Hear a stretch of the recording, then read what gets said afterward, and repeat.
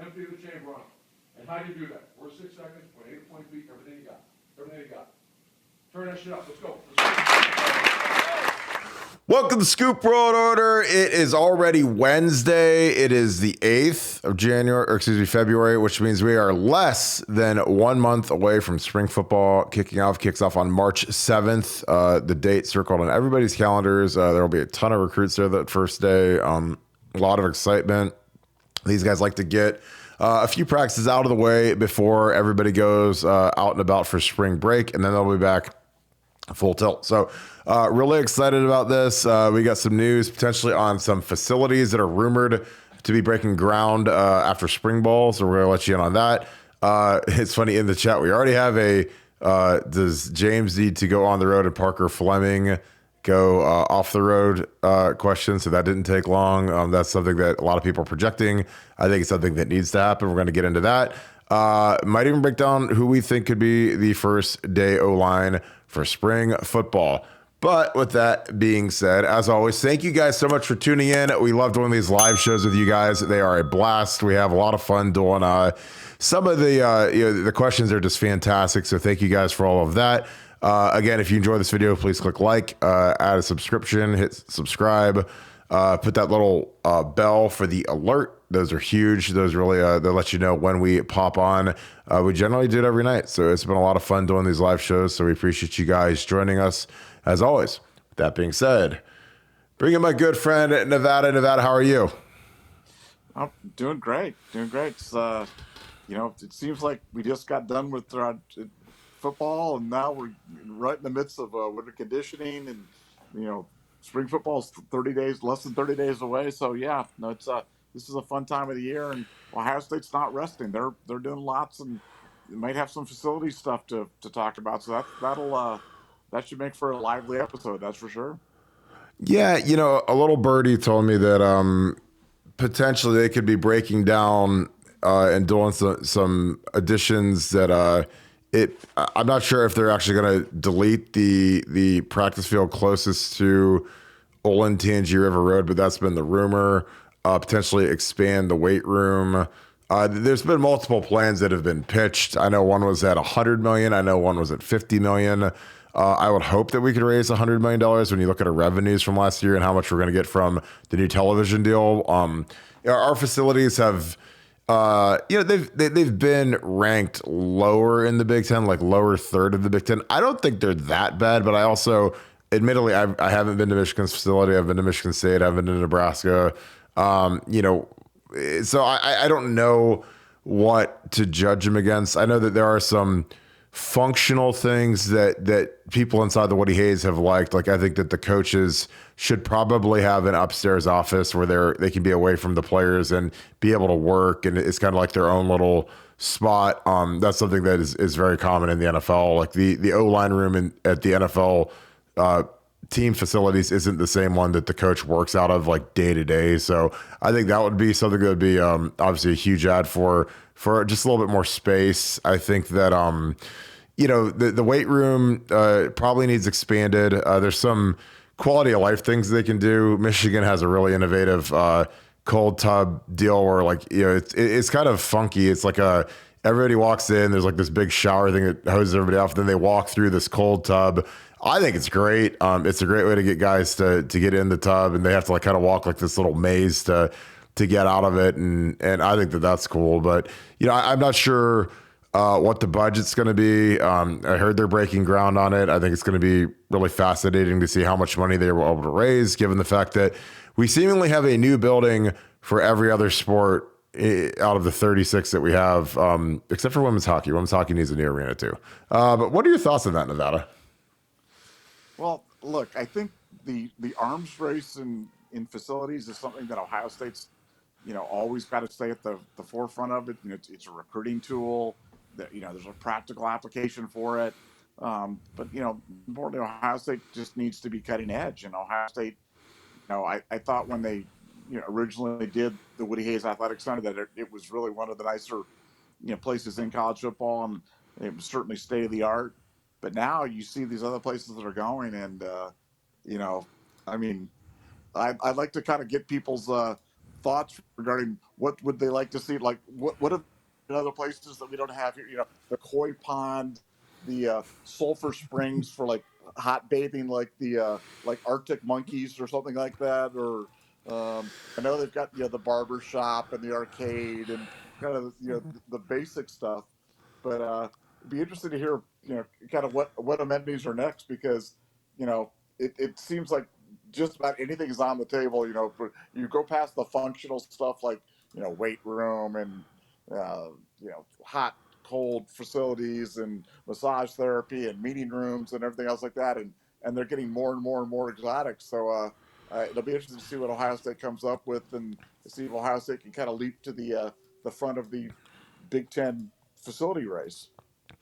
Yeah, I mean, some of the stuff I just kind of roll my eyes at, because it is kind of a death spiral to the bottom when it comes to facilities. When kids are, I mean, a lot of these kids are pretty feeble-minded, and they like the biggest, flashiest, brightest things. But is that always the best thing? I'm not sure. Again, I think the Woody Hayes facilities are fine. I mean, they've been dramatically upgraded from even since Urban was there. I mean, they added like a kind of an upstairs training table kitchen area that was super convenient. Like before, they generally had to cater meals in and kind of wheel the things in and like put them out under the hot plates and do that thing. So now they have like full cafeteria, full kitchen, made to order, much more advanced, much more player and coach friendly. Because we used to have to go across the street to the faucet to eat training table. No longer. Now all the meals are served right in the Woody Hayes. So it's easier for the players because they can literally just grab something on the way out the door or as they walk in the door if they're starting the day off. That's a huge upgrade for quality of life. I think that they might do some of the study table stuff there right now. A lot of that's at Fawcett. But, if you can kind of do everything in the Woody and never have to leave, it's just helpful because you don't have to worry about parking. You don't have to worry about, I got to be at this building after practice, have a tutoring session. Like if you can get all that under one building, that's huge. But yeah, I think a lot of the stuff is stupid. You don't need a lazy river. You don't need some of the stuff. I think that anything that can make your body feel better, like they've got cryo now, they've got float tanks, they've got cold and hot tubs. They kind of have everything. So it'll be interesting to see what else they added. They added an underwater treadmill, which is a pretty significant purchase. It's about a $250,000 treadmill that they added my senior year, and I loved it. I used to run on that thing, not every day, probably 5 days a week, and my cardio was fantastic because you really can get a good workout in, and it doesn't really wear your legs out. So be interesting to see what else they add. Nevada, we've got it's interesting. We've got some thoughts on James Laurinaitis, Parker Fleming. What do you do if you're Ryan Day and you're dealing with the thought of James Laurinaitis potentially not being on the road when recruiting opens up mid-April? These guys hit the road. James right now is just a graduate assistant. He's not allowed on the road, but obviously he is a dynamic recruiter. A lot of these kids relate to him already. He's already making contacts. What would you do if you're Ryan Day? Well, that's a tough one. That's a tough one because, like you said, you can only have so many guys on the road. You can, I know that the NCAA has contemplated making some changes regarding, on-field coaching and what that could potentially relate to in terms of recruiting. But as of now, the obvious one would be you've got Jim Knowles, who's not really a recruiter.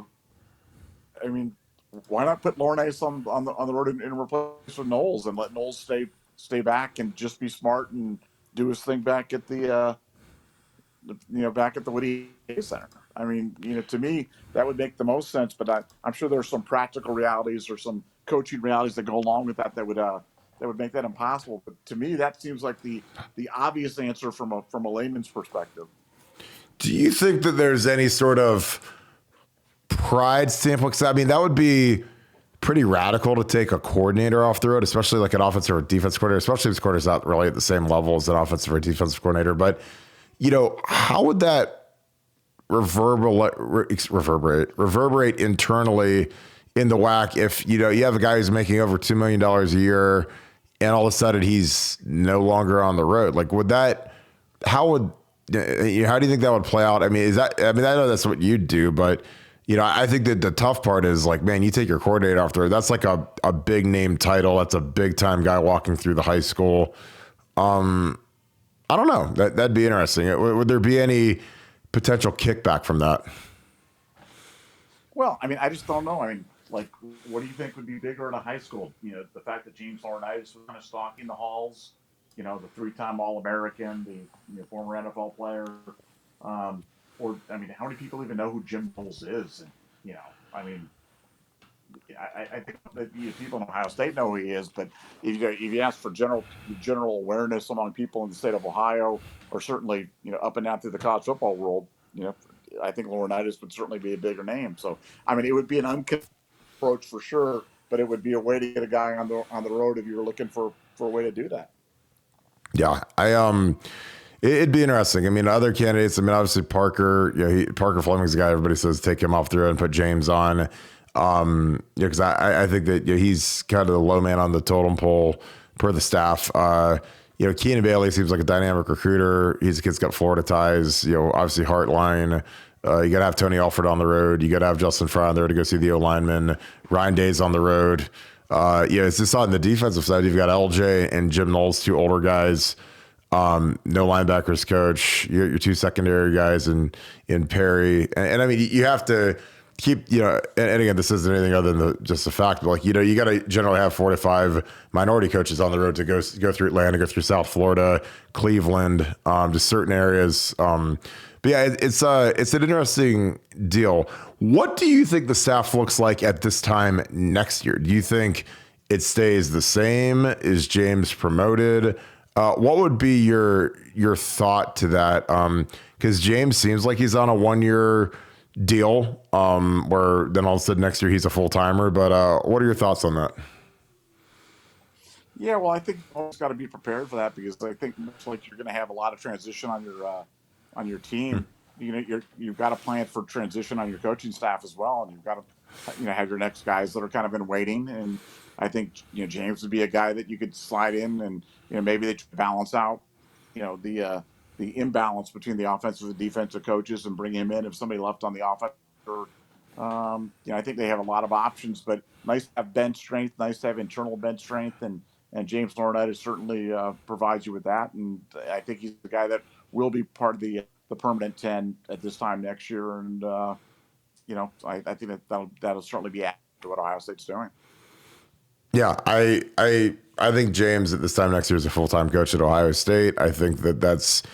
I don't want to say it's been promised, but it feels like there's been a lot of talk towards fast forwarding that, which again, it's just interesting. 2 years ago, couldn't get a call back, and now he's on that fast track to being a full-time coach at Ohio State. And again, I don't know if 1 year as a G8 Notre Dame really changed his perception that dramatically, but whatever it took. I mean, I'm just glad James is back on the staff where he deserves to be and where he should be.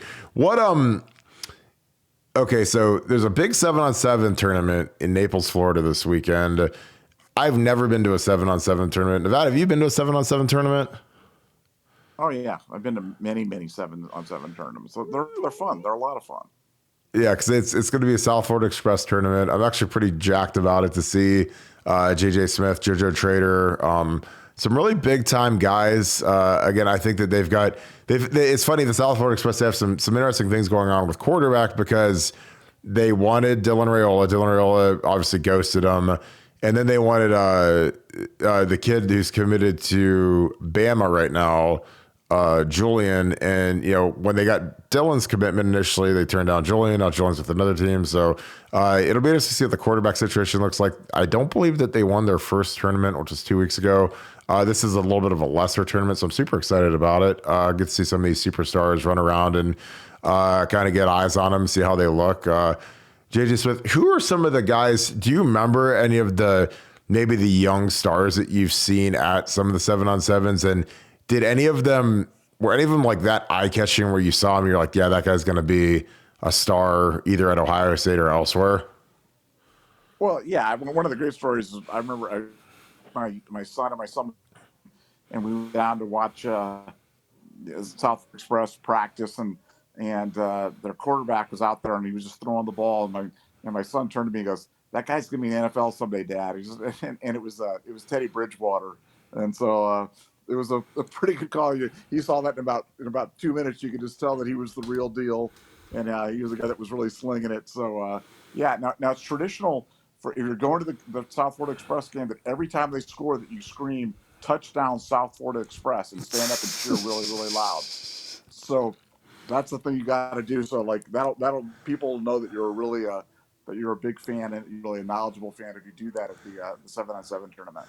I was gonna bring like a train horn or something so I could say, like an express and just go like this every time and just have it just blast across the field, because it's not a big complex they're playing at, but it's gonna be interesting to see the quality of it. I don't think the quality is gonna be near what it was at the battle that they had 2 weeks ago. There's a big tournament in Vegas, I guess, this weekend too, that kind of drains some of the top tier kids. A lot of them going out to Vegas. Nevada, how big is the footprint of 7-on-7? How important is it for Ohio State to be able to, get some of these kids that are in 7-on-7? Because I think that the development is significant. Guys like Brandon Inniss, Carnell Tate, obviously South Florida Express has had Amari Cooper, Geno Smith, like Pro Bowlers on Pro Bowlers, Patrick Surtain Jr., or the second, from Denver.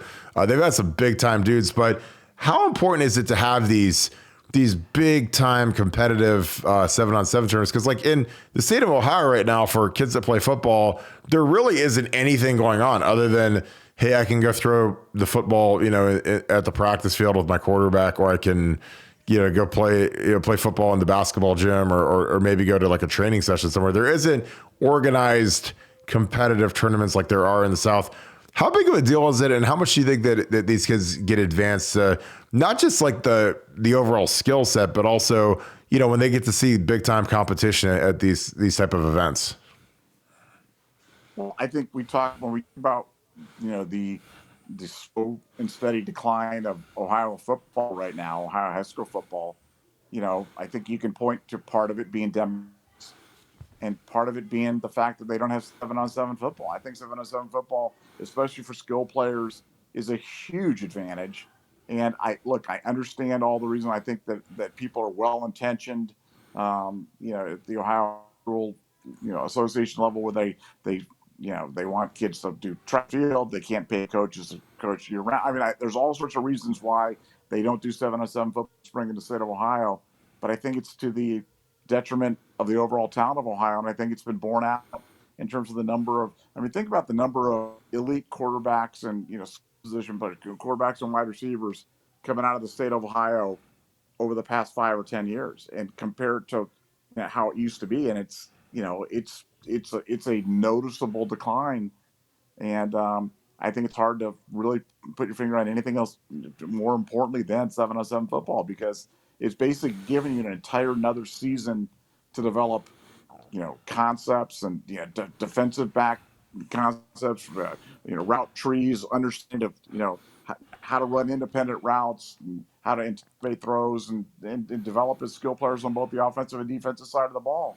So I think Ohio is really putting themselves at a disadvantage, and ultimately it hurts Ohio State as well. So no, I think it's huge, and I wish they could figure out a way to get it done in the state of Ohio. Yeah, I agree. Or, at least let kids be able to play, if they so choose, out of state, because there's some kids that, kids play travel baseball and it's fine. And they play AAU basketball and it's fine. But, travel football, I think it's interesting. I know they're worried about kids getting recruited or kids getting stolen, but that's just part of football. It's part of life. There's kids still get recruited. So kids still transfer to schools where it could be more beneficial for them to get maybe a certain skill development. Maybe you're at a high school that runs the ball a lot, and you're a receiver, and you want, other than stock blocking, you're never going to get a true look like you would if you went to more of an aerial attack type of an offense. So I don't know. I hate that these kids can't get the looks. And again, it's not just the receivers and the quarterbacks, but you also have, you have the the DBs, the linebackers, safeties. They get a lot of work in man coverage, which is really hard to be good at. And I think the more reps you get of it, the easier it is. Offense has never had more advantages than they do now in the game of football at all levels, at college football and pro football levels. And it's something I wish that they would do. Because I expect this, the tournament they had 2 weeks ago was super competitive.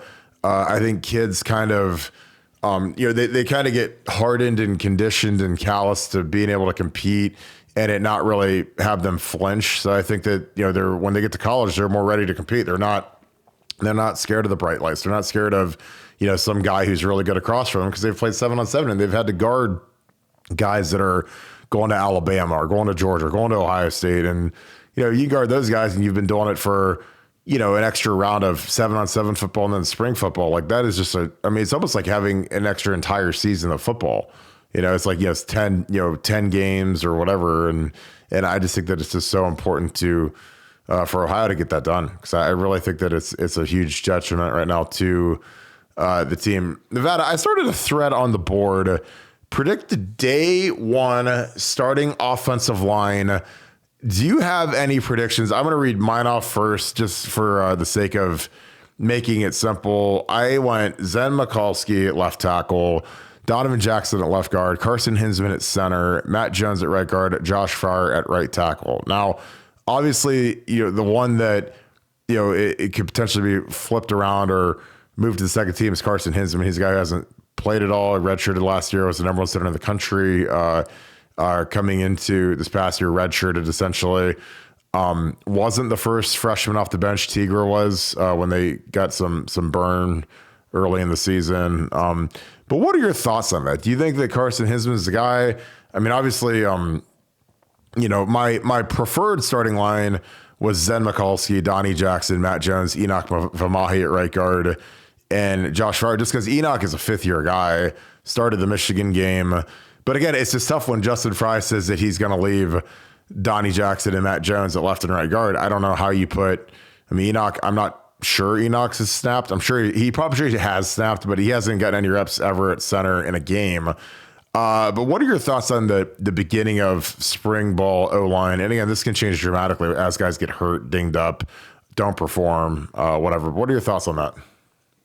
Well, I think the line for the start of the spring ball, I think the line you said is probably the one that I would go with. But I'll say a couple of things. Well, as for what Justin Fry is saying, Justin Fry says a lot of things. Justin Fry said last year that, he wanted his daughter to be able to point to the field and say, Daddy's going to run right there. And it doesn't matter. They have 9 guys masked in the hole. We're going to run through it. And that turned out to not be true. And so, I think coaches say stuff and sometimes you just got to kind of look through it. And secondly, I'll say snapping the ball is really important. And we've been spoiled the last couple of years by not having it. Snapping never matters until you have bad snaps, and then it's determinative of success. I mean, you remember your great game in the 2006 game. I mean, the reason Michigan was close in that game was a couple of bad snaps. Yeah. You guys would have blown them out if it weren't. You guys rolled a couple of snaps back there, and so I really think it's going to depend upon who can snap the ball, because at the end of the day, as much shotgun as we go into, snapping the ball is really, really important. And have you ever done that, Kirk? Do you ever have an opportunity to snap the ball? I actually did when I was in the NFL. I mean, when you're in the NFL and you're not the starting left tackle, everybody else basically has to kind of play everywhere. There's some guys that are entrenched at left tackle or right, but if you're anybody else, man, you got to know how to play guard, tackle, and center. And it was something that, like when I was at Ohio State, I was 6'5"-ish. Like when I was on the 03 team, I was the tallest guy on the entire team, which is crazy, given how good our team was. That was a lot of guys coming back from that 02 team, but we weren't a very tall crew. So I was actually the tallest guy. So, when you're the tallest guy, you don't ever anticipate playing center, but you get to the league, all of a sudden, like you have to have position versatility. And I told guys, look, unless you're Mike Adams and you're 6'8" or whatever, like you have to know how to snap the ball. You might as well get good at it now. It's not hard to do. I mean, I used to, when I was coaching guys that had never snapped before, it's like, I told Pat Elflein, I'm like, look, it's like starting a lawnmower. It's not hard. Pat had never snapped before. He was a guard his whole career at Pickerington. He got to Ohio State, and I'm like, look, dude, if I was you, I would just start snapping now. Just learn how to snap. Get with Corey Lindsley. Just go out on the indoor field, get some snaps in. Because again, like it's just a consistent motion. It's like anything. It's like when you watch NBA players shoot free throws. Like it's just they're so used to doing that consistent motion that it's just muscle memory at that point once they get really good at it. And that's all snapping is. Like you see guys that are really good at it. Like The funny thing is, like, I think the guy that was the most consistent snapper that I was ever around at Ohio State was Jack Mewhort, and he never played a game at center. But in 2011, we were really short on the offensive line. We had some injuries, and we had a lot of guys left. Not guys that were big time draft picks, but Bryant Browning, Andy Miller. We had about 4 or 5 guys leave, including walk-ons. So we were really short, and we didn't have any early enrollee freshmen, and so it was like, we had to play guys at center. We had Brew, we had Corey Lindsley, and we had Jack had to jump in at center to give those guys a blow. So we went 3 groups, and Jack was our best tackle, guard, and center, going into the 2011 season, and he just did everything well. And it's just, but it's funny because Brew, who started 50 games at center or whatever it was, or 40 something games at center, his snaps were probably the most erratic. And then Corey, who's been in the NFL and was the highest paid center ever, would absolutely just moonshot snaps. I didn't even know how he did it, where he would snap the ball and it would go 15 feet over the quarterback's head. So, I mean, it was like Kareem Abdul-Jabbar Yao Ming couldn't grab these snaps sometimes. And it was just weird because I was like, I didn't know how he could even shoot it up, shoot it that high in the air, but he did. And so he obviously calmed that down to the point now where he's, one of the best centers in the NFL, multiple time Pro Bowler again this year. So, it's definitely something that would learn. If I was any of these young linemen, if I'm Luke Montgomery, Josh Padilla, Austin Seyerveld, all those guys should be snapping. I'd have basically anybody who's not like a 6'6" plus body true tackle should be snapping basically every day on the indoor just to get used to it. Because again, you might not do it at Ohio State, but when you get to the league and all of a sudden, a team needs a center in a pinch, it's a great thing to have kind of in your thing. And something that's even better if you want to go to that next level is to short snap, and become a short and a long snapper, because those guys play forever in the league. There's guys that they don't make it as offensive linemen. Like Pat Manley was a kid that got drafted with Olenkruis in Chicago.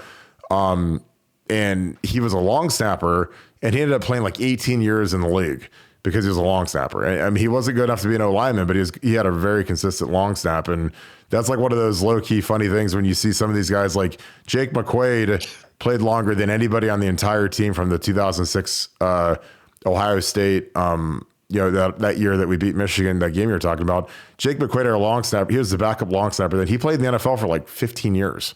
I think he's still going. He made Pro Bowls. So, again, I just try to tell these guys and give them some game. Hey, if you want to stick around in the league, man, it helps when you can do multiple things and you're just more handy than the next guy.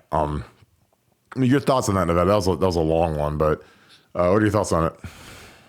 Well, considering that my worst beat, and I've told Sarah before, my worst beat in the history of betting was when Brady Taylor airmailed a snap in garbage time over the quarterback's head and cost me an Ohio State cover.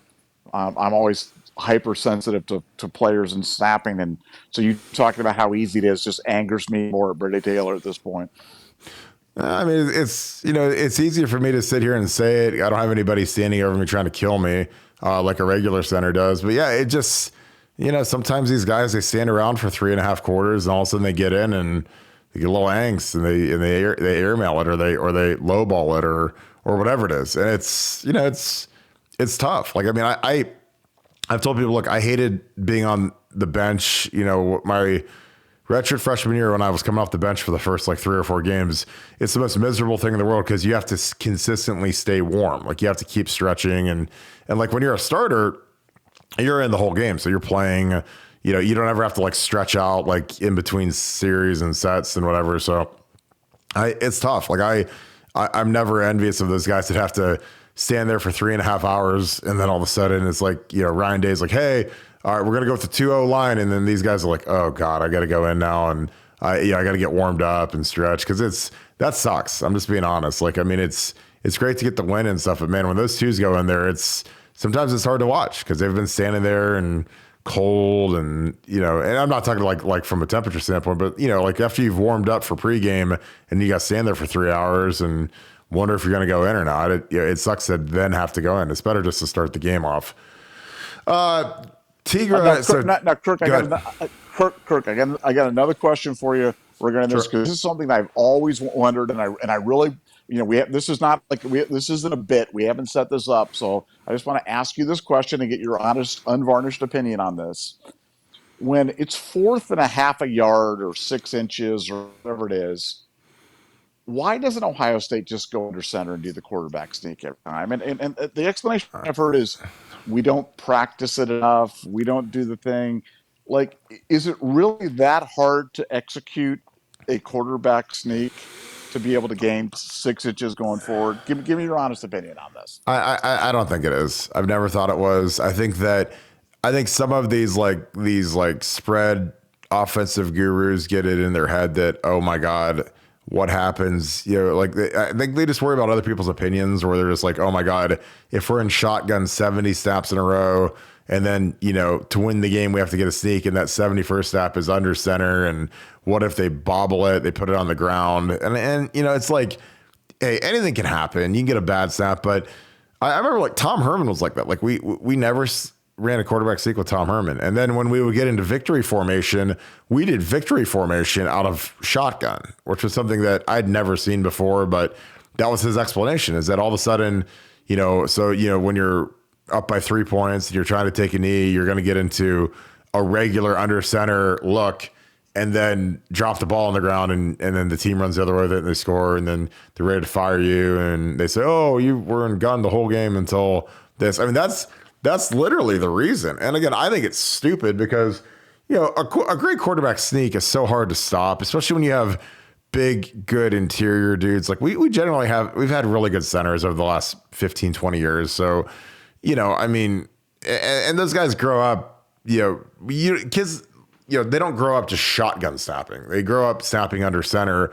So it's not crazy. I mean, I would practice under center. Ryan Day goes under center way more than Urban did. So again, I think it's sometimes these guys, they just get they get in their heads, man. They worry about what other people are going to think. And they're just like, well, I can't be the guy that, does a sneak and we fumble it because we don't do under center ever. And that's just how it's going to shake out. I'm like you. I think that the quarterback sneak is one of the most underutilized things. I mean, if we would have run, imagine if we line up in shotgun against Georgia when it's it's 1st and 10 and there's 30 seconds to go and you have 2 timeouts. If you run 3 quarterback sneaks, you probably get 5 yards, I think, especially if you surprise them with it.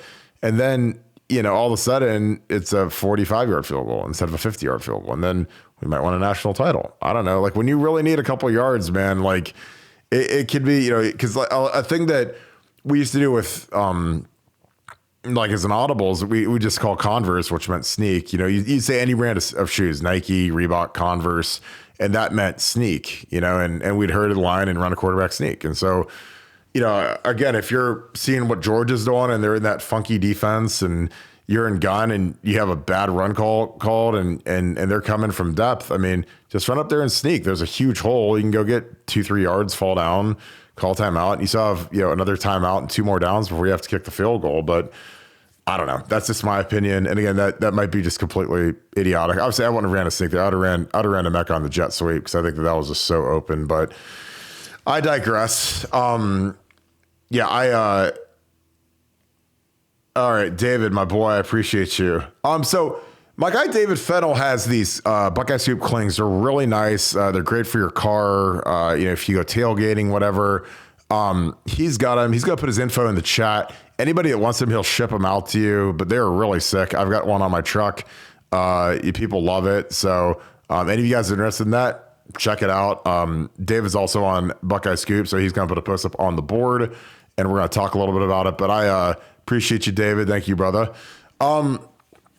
Nevada, what this is a great question. This is one I've never gotten before. This is why I love doing this show. Nevada, who would benefit the most from switching the sides of the ball like Steele and Cade Stover have done? Is there someone on the roster that you would say, man, if you switched him over to this side, he'd be dynamic, or I liked him when he was at this position in high school? Is there anybody that you can think of like that on the current roster? Well, we talked about Reed Carrico, but what I'd be looking at is I'd be looking at some of the freshman wide receivers from last year and try to switch them over to the cornerback side. I like Chris Gamble. Most of these guys played both ways. These guys are all superior athletes. You've got a wide receiver room that's going to be going, your depth chart's looking like Marvin Harrison, Emeka, Julian Fleming, Brandon Ennis, Carnell Tate, I mean, you've got 8, 9, 10, 11, 12 viable guys. I'd I'd be looking at those wide receivers and have an open tryout to see who could be the third corner for Ohio State and see if we could find that cornerback talent there, because I think that would pay the biggest dividends for them. I think it'd pay the biggest dividends for Ohio State, and it's not like it's unlimited or hasn't been before. Yeah, I agree. If you're one of those young receivers, again, because corner is exceptionally thin this spring, and it only takes one guy getting a hamstring, one guy getting a knee or a tweak or whatever, and you're really up the creek when it comes to the depth. So some of those young receivers that are 12th on the depth chart, I mean, I would be volunteering, hey, give me an audition, give me a shot. And again, it's really hard to play corner, but if you can play it, you're going to get drafted. You're going to play a long time in the league. And you could potentially contribute this year, as opposed to being behind Marvin, Emeka, Julian, Xavier Johnson, Jaden Ballard. I mean, there's some really good guys in that room right now. That's not even talking about Innocent Tate or the Rogers brothers or some of the freshmen coming in there chopping their heels. Like, that middle crew has got a really, really tough go ahead in terms of fighting playing time, especially as, Brian Hartline's run a pretty short rotation and he did last year. Steve, I do not know if we have a hyperbaric room. I mean, obviously everyone's going to remember this from the Gonzalez tent. Gonzo had his little tent that he'd take on the road and sleep in or whatever. But I don't think we do. Now, I could be wrong. And that might be something. They might make the entire Woody Hayes a hyperbaric chamber, before we know it. But I know that they've got the flotation tank. I know that they've got the water treadmill. There's all these kind of niche things that are emerging, like, red light therapy and all that. So it'll be interesting to see what doohickeys they add, just because it's always kind of like, I know they have an anti-gravity treadmill, which those things cost those things are really expensive. Those are for rehabbing ACLs, MCLs, keeps the pressure off your leg as you're kind of getting back at it. It's something that we generally usually share with a lot of the other sports. They'll come down and use it because it's such an expensive piece of equipment that it's usually just in the Woody Hayes. So a lot of the other sports come down and use a lot of the stuff that we have because we're the only ones that have it down in our room. It's interesting. I think for George Fitzpatrick and Ben Chrisman, these are two guys that came up. Appreciate this question, Jesse. This is a big spring for these guys. These young guys that are in year two-ish, it's go time, and when there's two open tackle spots, or if you're George Fitzpatrick, who's a kid that I really like, I think he's an ultra athletic kid. He's got to go win a spot. And, if you're not going to be the starter, you want to be the swing tackle. Again, they mentioned that they were going to bring Tigra over to be, a potentially audition at tackle. Tigra's a guy that really looked fantastic. I saw him just kind of randomly on campus. I was having lunch at Adriatico's on a Friday before the game, and he walked past and I recognized him, but I didn't think it was him because he looked really lean. I mean, he looked like he lost a significant amount of weight, body reshaped, which is great. But it'll be interesting to see if Tigra can stick a tackle. I'm not sure if he's got the feet for it. But you'll find out. I mean, guys sometimes when you watch film of a guy in high school and he's significantly heavier and then all of a sudden he loses weight and leans out, then it obviously could change how quickly you can move your feet and how long you can play. I think that, something that DeJuan struggled with was his conditioning. DeJuan obviously is, freakish kid. He'll probably be a top 2-3 round draft pick depending on how his combine goes. But, I think that, getting guys out there that can, just lock in and play as hard as possible, snap over snap, I think is good. And I think Josh Fryer is going to do a good job. And people might think I'm crazy because, obviously DeJuan is, he's a different type of specimen being as big as he is, but Josh is a really athletic kid, man. He's a kid that tore his ACL, warming up for the Michigan game, which is, completely unheard of. Strange to have like a catastrophic injury when it's really, not that serious. I mean, warm-ups, obviously you're getting warmed up and ready to go, but you're not killing each other like you do during a game or during practice. So I'm sure you just get caught in the turf and the ACL went. But, he looked good when he was in there last year. He was our sixth lineman. He did the tight end stuff where he wore the 41 jersey. And I'm sure that we'll have, whoever our sixth guy is this year doing it, that could be George Fitzpatrick. It could be Tigra, who they use as that jumbo tight end. But yeah, it's a big, and for Ben Chrisman, it's also huge. He's a guy mostly tackle in high school. Was playing a lot of guard with us last year. Bigger kid, but it's go time for these kids. When you're in year 2, man, it is time to kind of make your name for it, and you got to treat this stuff like it's a game. You can't be kind of waiting around to hope that people leave and you just ascend to your spot. Like, you got to go take a spot. Nevada, any thoughts on that? Again, I know that we've got some young linemen, and again, this isn't just offensive linemen. This is basically every position. Every position. If you're going into year 2, man, those coaches are trying to say, hey, is this guy ever going to contribute here? Do we need to go, push him out the door? But your thoughts on that as a lot of these guys are going into year 2 after a redshirt year. Well, I just think a lot of people are making decisions. Coaches are making decisions about who they're going to push out the door. Players are making decisions about this new transfer portal window that's open, after spring football. And, is that a time for them to make a move onto greener pastures, whether it be via NIL or playing time or whatever it might be? So, look, there's a lot of moving parts right now. And, for players, yeah, I think it's go time, but it's not only go time at Ohio State, it's go time either here or it's go time somewhere else. So there's a lot on the line with spring football, probably more so than at any point in Ohio State history before, which is going to make the position battles just that much more interesting, because there's so much riding on it, because you've got to make evaluations, for Ohio State, and guys have got to make evaluations regarding their future with the program. So lots to play for, and lots to be watching for as a fan.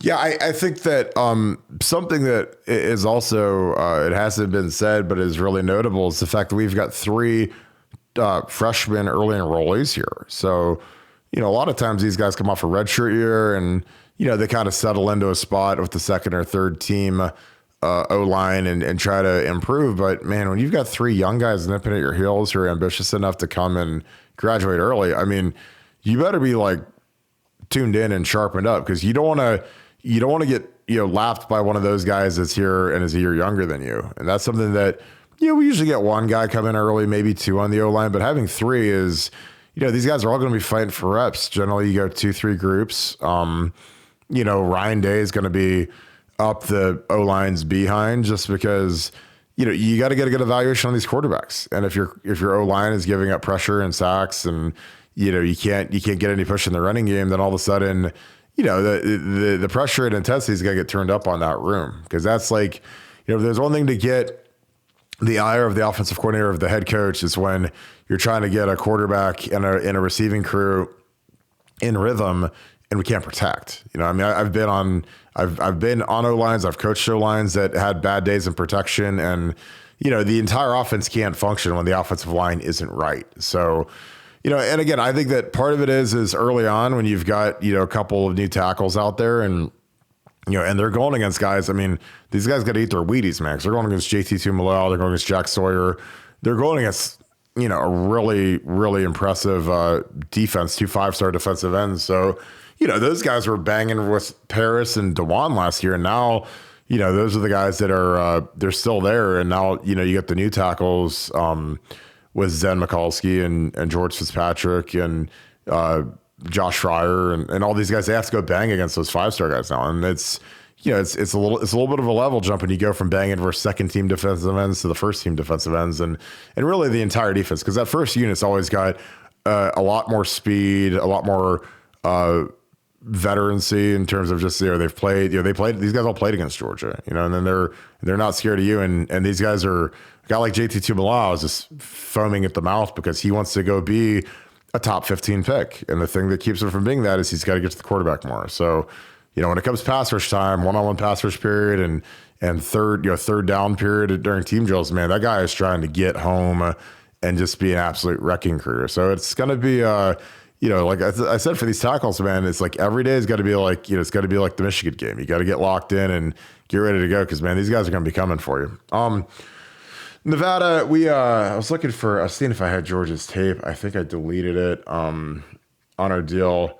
Yeah, there's people in here saying Kojo, Ballard. Nevada, who would you put at punt returner this year? Would you leave Emeka out there, or would you make a move and have Jaden Ballard or someone else who maybe hasn't had a role yet and could potentially take that off of Emeka's plate?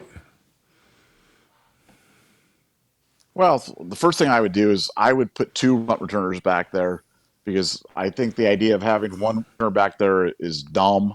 And when Ohio State was really cooked, they put Santonio and Teddy back there.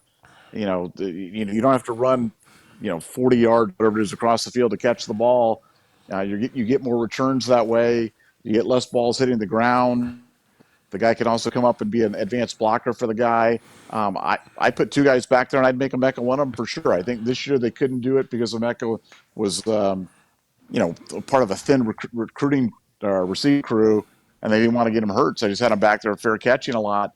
But this year I'd be going for returns. I'd put two guys back, and Emeka would certainly be one of them, and I find out who the most dynamic person was, who was sure-handed enough to catch the ball. But I'd go with two returners back and see what we could cook up. Yeah, I agree. I miss the two returner days. Because that off returner can always kind of protect the normal returner. I think that the punting game has changed dramatically from when those guys played because teams all do the sky punt now where they don't really get a return. They kind of surround the guy. Like Urban Meyer kind of made that famous, and teams saw that if you hit it high enough and you got fast gunners that, it's really hard to get a return. I feel like Emeka predominantly was just fair catching it. And I don't know if Brian Hartline trusts any of the guys the way he trusts Emeka, because Emeka is really smooth with it. He's a guy that consistently, he doesn't double clutch or bobble the ball. So again, there's something to be said when you have a guy like that. And I'm sure Brian puts him out there because he knows that there's like a 99% chance he's just going to be catching a fair catch. So he's not worried about him getting smoked by some young gunner trying to take him out. Yeah, Nick, I appreciate that. I agree. I think Jaden Ballard should be a punt returner. I don't know. He's a kid that has barely played. A lot of speed. He's a guy. And again, and Sarge, I like the Chip returning kickoffs. Yeah, that lasted for like one game. So I don't know if Chip's going to be returning kickoffs. It'll be interesting to see the role Chip has. Luke Montgomery, I just threw his tape up because Jesse brought up about him playing center. With Luke, I just think that when you have Josh Padilla in your class, Josh is pretty much a true center. Austin Seyerveld is pretty much a true guard. I think Luke almost by definition has to play out at tackle. I think he has the feet to play tackle. He's the Army boy, played tackle. I think you just got to put him out at tackle and to see if he can handle it. Because I know he's athletic enough to do it. Not sure if he's long enough to do it because he's not a super tall kid, but he's got great feet. And I think that he's the kind of guy that over this next month, his star will rise because once they start doing some of these 6 a.m. agility workouts and mat drills and some of that stuff, he's a kid that can like rise to the top and really show out because he's in such great shape. He's so athletic. And that's something that, some of these guys that show up and they're real heavy. These 6 a.m.s just absolutely crush them. And, they don't generally make a great impression when you show up and you're trying to work your baby fat off. And, the coaches don't, they generally don't kill these kids, but it's interesting. I think that he could really make a move. And I think you start him off at right tackle, or even if you want to put him out at left tackle and just see how he does behind, Zen, George Fitzpatrick. The thing about, these tackles is outside of Josh Fryer. Josh Fryer is the only one that's made a start out of the 6 or 7 or 8 guys that we're going to try out at tackle. So it's not like there's really anybody ahead of anybody at this point. So it'll be interesting to see how that goes. Sonny, all right, this is interesting. I was a high school coach when Tressel was hired, but I was nervous that he was a 1AA coach. Nevada, were there concerns when Jim Tressel was hired? I can't even imagine how that went over in message board land. This is probably like in AOL days, 2001. But Nevada, your thoughts on that question? How concerned were, I guess, kind of the insiders at Ohio State when Jim Tressel was named the new head coach at Ohio State? Extremely. It seemed like, if you had a plan A and a B and a C and a D and a D, that he was like a plan F guy. And, while there were some sharp people, and I certainly was not one of them, but there were some sharp people talking about, his success at Youngstown State and, how he could apply that there to Ohio and his understanding of Ohio State football. He was, almost a relatively unknown to the 99% of the people on the message boards, and it was not met with great acclaim. So I would say that was viewed a risky backup hire at best. Yeah, it was. I remember when he was hired, I went to camp that year. I was a junior in high school, and it was '01, and like he was eating in the dining room. And the dining room was like on campus in the dorm. So it was nowhere near the Woody Hayes, but he must have driven over to, see if any of the star recruits are over there. And obviously I was nothing at that point.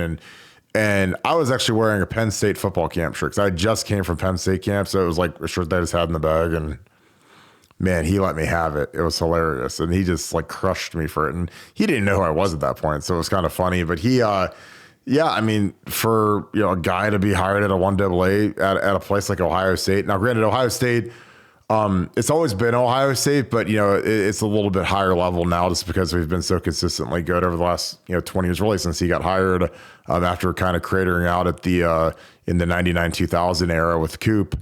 But yeah, Tress took the bull by the horns, and that first year, he went 7-5. So it wasn't like it was a complete overnight success, because most of the time, nowadays, if we went 7-5, someone's getting fired at Ohio State. So then he rebounded, obviously, with the magical 14-0 2002 season. So yeah, it was just be interesting. I mean, that was a ballsy move by Andy Geiger to hire him. But they interviewed Glenn Mason and Mike Bellotti, and Mike Bellotti famously asked, "Did we play?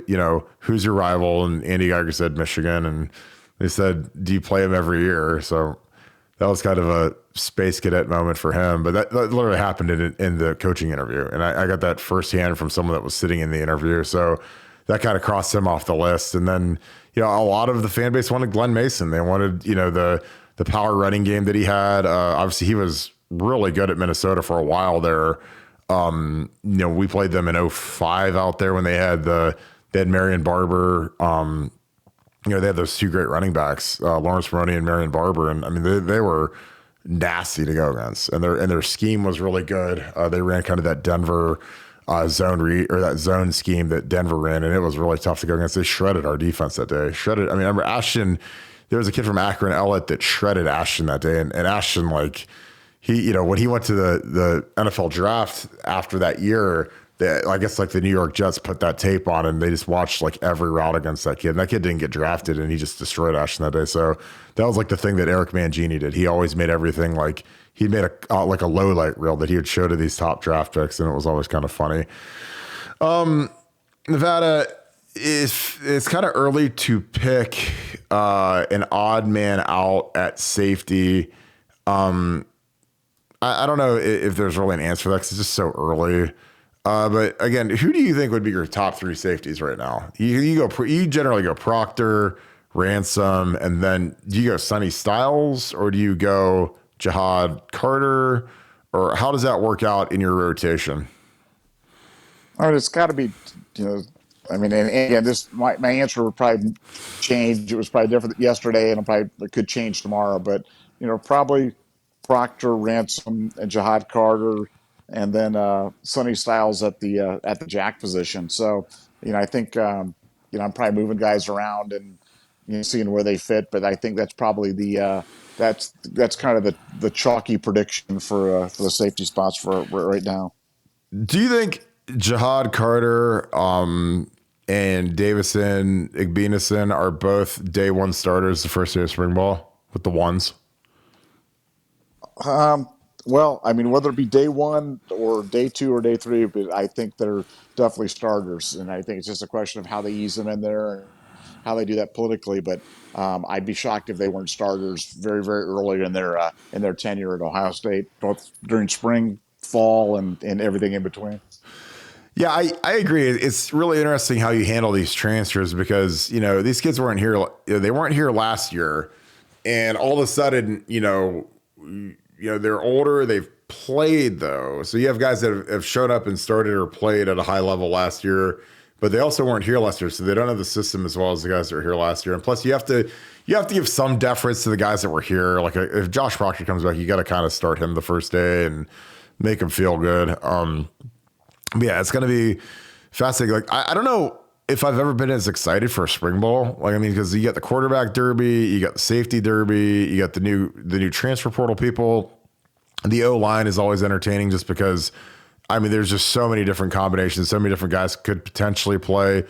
who shakes out, who ends up doing the best work. Nevada, your excitement level of the spring, am I crazy for saying that this is going to be one of the most interesting spring balls that I can remember?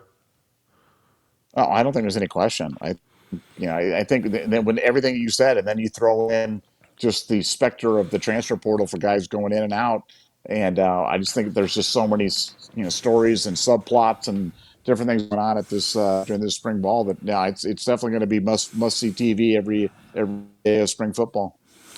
Yeah, and something that also didn't even mention is Brian Hartline is the new offensive coordinator. Like that'll be something that'll be really interesting to watch because again, it's tough, man, because Ryan Day had the best play calling game of his career against Georgia. If you just go like overall difficulty, I mean, you're playing Georgia in Georgia, the national champions, two-time national champions now, beat them, up and down the field. It kind of, like I said, it's probably his best performance that he's had as a head coach, just in terms of the caliber of the opponent, where it was, and then you're going to hand the baton off to Brian, who's never called a play before.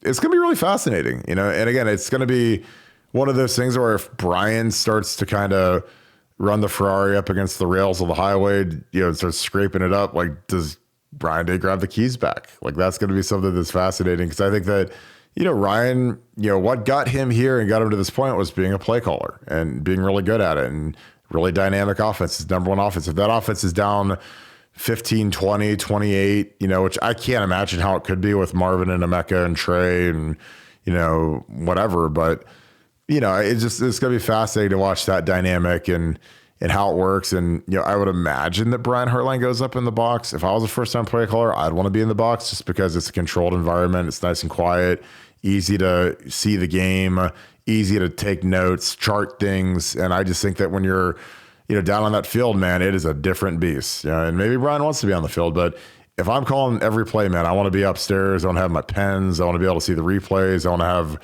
notes, and like when you're down on that field, man, it is absolute chaos constantly. So last question, Nevada, as we clean this thing up and get this thing locked in. If you're Brian, do you go up or down? Are you up in the booth or are you down on the field? Up. Easy. It's up. And also, this is an important point. And I think, we keep talking about this, play calling thing like this was Ryan Day's decision. And so whether Ryan will take back the keys, this decision was made for Ryan. Ryan was told to give up the play calling. So this isn't like, hey, it's like dad tells you to give up the keys and you're like, well, I'm not sure whether he's going to take the car out on Saturday night. No, he had the play calling taken away from him. So I don't think I don't think he'll be pulling it back. Unless that changes on high. I think they want Ryan to be more of a CEO, more of an administrator of the entire program, not just the offense. And I think that this was made, 4 pay grades ahead of, above him, and that's why I think it'll be that way. It's fascinating stuff. Well, gonna wrap this thing up. Any final words, Nevada, as we clean this thing up and head over to BuckeyeScoop.com? No, just ball 30 days away. Can't wait. Interesting things, and we'll try to get a little bit more details regarding the improvements of the Woody Hayes Athletic Center and the new facilities for Ohio State, whether it be the simulated flight thing or the bonsai pipeline thing or the dual threat miniature golf koi pond death shark adventure. Yeah, they should have like dolphin adventure. If they had like a dolphin adventure in the WHAs, that'd be awesome. Like Star Wars land, like you're at Disney World. Yeah. Exactly. Build your own lightsaber, build your own droid. That'd be great. Perfect. I like it. Cool. Well, there you go. There you have it. So to wrap this thing up, appreciate you guys as always tuning in. Great show. Again, great questions. Appreciate you. As always, I see my regulars on here. Thank you guys for being on here. Again, you guys bring some great stuff, a lot of great insight, and a lot of stuff that I love to talk about and kind of clear up for you. You guys bring the questions, we bring the answers. If you enjoy this, BuckeyeScoop.com is a spot for you. The #1 Ohio State community online. We're growing like mad. Great community, super active, really intelligent posters, great discourse, a lot of debate. We watched the LeBron game live, game threads. It's just a wild time. We love it on there. So we appreciate you guys. If you enjoyed this video, please leave us a like and click subscribe. The subscriptions are huge for us. The likes are huge for us. Those really add up. Again, they bump us up the algorithm. So you guys are directly a part of why we are doing so well on our YouTube channel. So thank you guys so much. If you guys are listening to us on Spotify or Apple Podcasts, please leave us a 5-star review. Those are huge. Again, helps people find the show and grow the show. So thank you guys again for that. With that being said, I'm heading over to BuckeyeScoop.com for the rest of the night.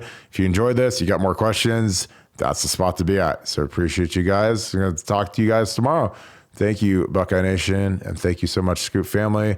Again, appreciate you as always. Have a great rest of your day. Go Bucks.